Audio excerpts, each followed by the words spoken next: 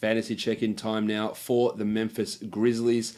A lot of questions came through on the Grizzlies actually here. Kent Schultz says, could Gasol and Conley become shutdown candidates? And I choose this question because I hate that term. How often do we have players that literally just stop playing for no reason?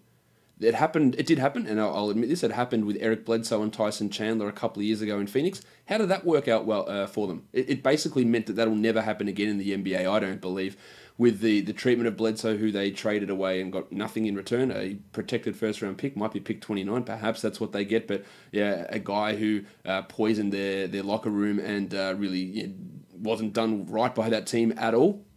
And so how often do players... Look, if players are out for the season, and people use the term we're going to shut him down, and people really get tied up in that phrasing, it just means that he's out for the season. It means that he's injured and he's not going to be coming back. So unless these guys get hurt, they're not going to just stop playing.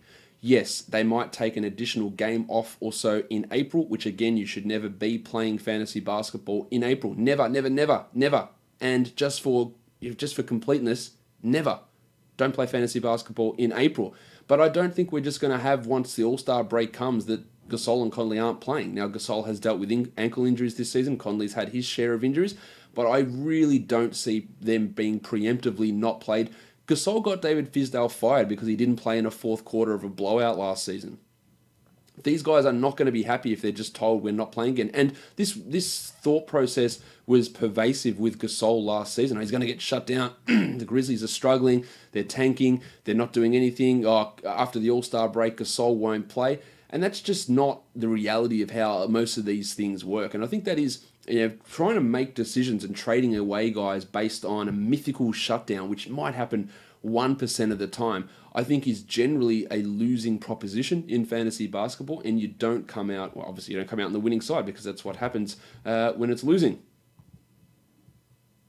For reference on Gasol, last season after the All-Star break, he missed 5 games prior to April after the All-Star break. Just some resting games not back. Most of them were back-to-backs. He sat out the second half of the back-to-back on a team that was really struggling. But in the other games, he played 33, 35, 36, 37, 32, 30, 33, 36 minutes, 33, 34. And then once you got into April, the minutes did start to decrease there as they really leaned heavily into the tank. But he wasn't happy with that. He was visibly and notably and audibly pissed at that decision. And this team, while they are starting to struggle at the moment, they're not going to be in that same level as they were last season. So I just don't think that should be something that you get yourself overly concerned with. Just one other quick question on the Grizzlies. Ralph said, is Kyle Anderson trending down after the Justin Holiday trade? No, I don't see Holiday really cutting into anything.